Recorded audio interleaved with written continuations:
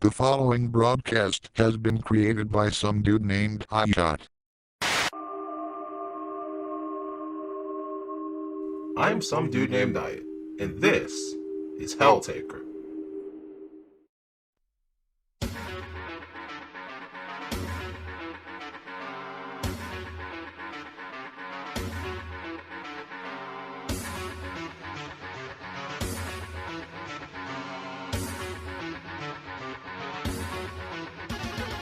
Helltaker, published and developed by vanripper, is a free indie puzzle game about romancing demon girls and creating a demonic harem mere mortal men could only dream of. The game's fairly short and can be completed in about 1 to 2 hours. Although the journey is short, the destination is adrenaline pumping, and the overall experience is worth the completely free price. Want to know why and how? Well, let's get into it.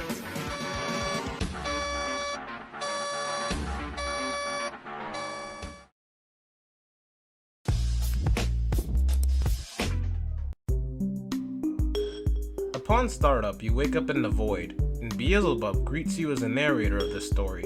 The protagonist looks like Samurai Jack and Kazuma Kiryu had a baby. You wake up one day with a dream of creating a harem with demonic women. Naturally, this leads to us creating a portal to hell and getting our trip started. Along the way, we come across many lovely ladies, including the lustful one, the customer service lady, the cool one, an angel working on her college thesis,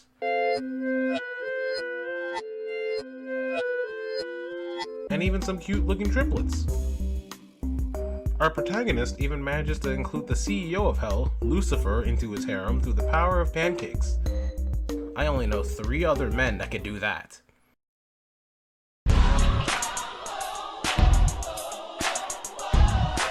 Because of how short the game is, you won't be able to know much about these women, which makes sense because this isn't supposed to be a dating game. I recommend pressing L or LB in every level to learn more about their personalities if it intrigues you through their advice.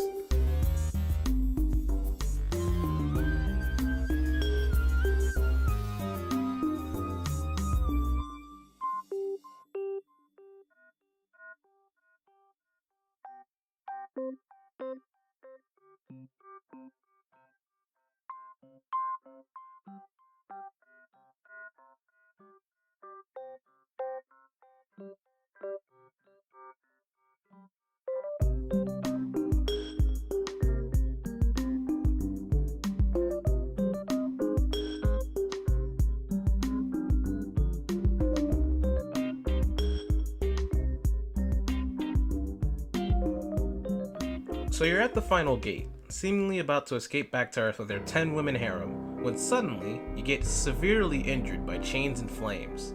When you wake up, you're confronted with the 11th and final girl, Judgment, the High Prosecutor. Her mission is simply to make you suffer. She's tough as hell to convince. I said she's tough as hell. Ha ha, ha ha, ha. She's tough to convince, but you do eventually get her to also be part of your harem. Then you all have a pancake breakfast together back on Earth. Apparently, our character is so charismatic that he even attracts the attention of the police.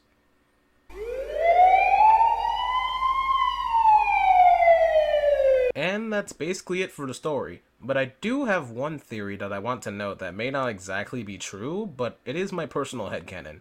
Every girl in this game somewhat represents one of Dante Alighieri's 9 circles of hell, the concept created in Inferno, which is part of the Divine Comedy. Though, if this is intentional, it's not exactly in order, and it's in a more literal sense rather than what Dante had envisioned in his meanings. Pandemonica represents Limbo in her tiredness from being customer service, and the fact that she is the most non-sinful and normal out of all the demon girls, representing how the first circle is the home for those who never knew Christ existed.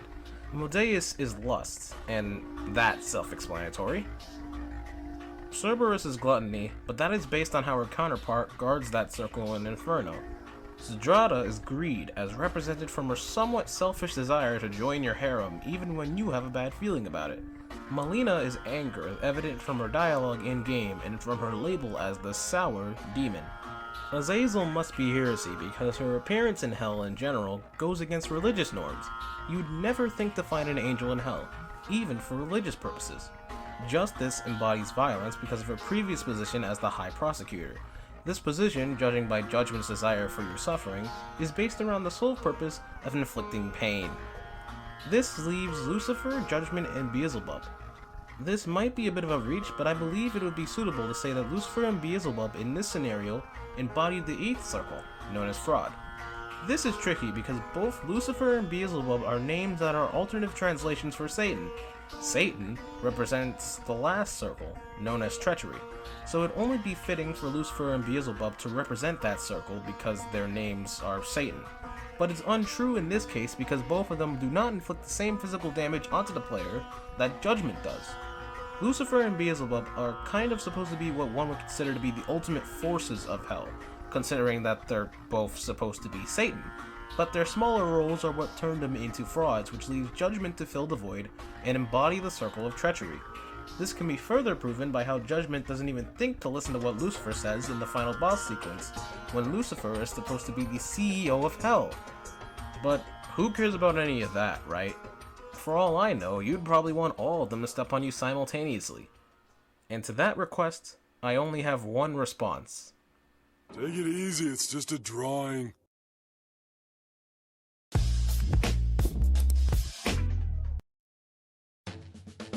There isn't much to say about the game aesthetically. The graphics look nice and help the game stand out well. In the puzzles, all the characters dance to the music.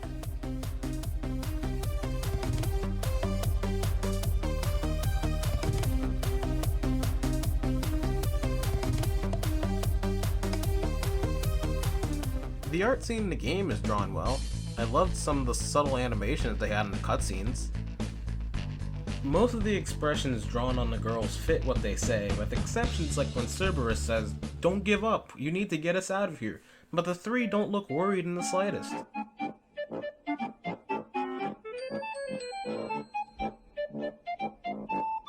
The gameplay is pretty standard at first. Your movement is turn-based. You have a certain number of times to move around the space, and your goal is to find the girl before you run out of turns and die. Even then, convincing the girls to follow your harem is a 50-50 chance. If you fail, you die and return to the puzzle, except for certain circumstances. With Justice, no matter which option you pick, she'll be part of your harem anyway. With Azazel the Angel, you can get a secret ending depending on which option you pick that'll take you to heaven. It's an option like this that makes me want to see a sequel where the Helltaker goes up to heaven. It also makes me question if this world has an in-between. If there's a purgatory in this world, would the Helltaker be able to make a harem out of the woman in purgatory to create the unstoppable heaven purgatory hell harem? Oh god, I'm going too far deep. Back to how the game works. Every level adds new elements of the puzzle you have to wrap your head around.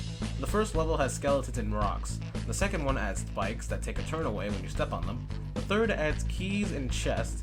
And the fifth modifies the spikes so that on every other turn, they disappear and you can traverse safely. It may be difficult and confusing at first, but once you get the hang of it, it'll be sure to be a fun time. But then you get to the last level. Judgment changes how a majority of the game operates. There are 4 stages to this fight. In every stage, instead of a predetermined number of turns, you have 4 hit points. You get hit 4 times, and you die. Every stage you pass acts as a checkpoint, so you won't have to go all the way back to stage 1 if you get so close on, say, the 4th stage and die. As for the stage layout, there are spikes vertically on each side, and chains that will impale you that are set up by Judgment if you're not careful. The chains take away 1 hit point per hit, but the spikes will insta-kill. To advance in each stage, you must break each chain of sin.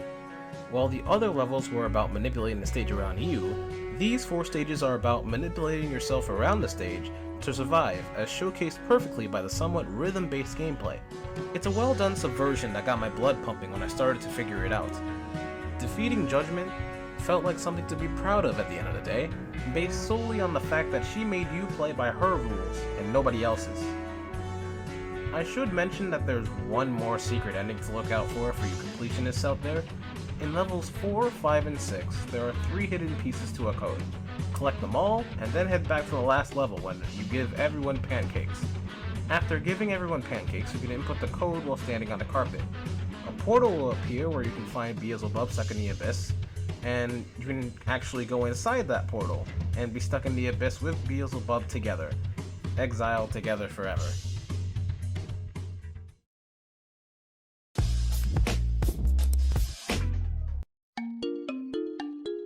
In conclusion, Helltaker is a short but fun-filled adventure that definitely will not make you feel like you wasted 1 to 2 hours. The story is simple, the gameplay is easy to pick up but difficult to master, and the art's amazing. That being said, I would give this game a 9 out of 9. Brother, this guy stinks! The link to this game will be down in the description. I hope you guys have a nice day, and I will see you next time. The preceding content has been created by some dude named Ayat.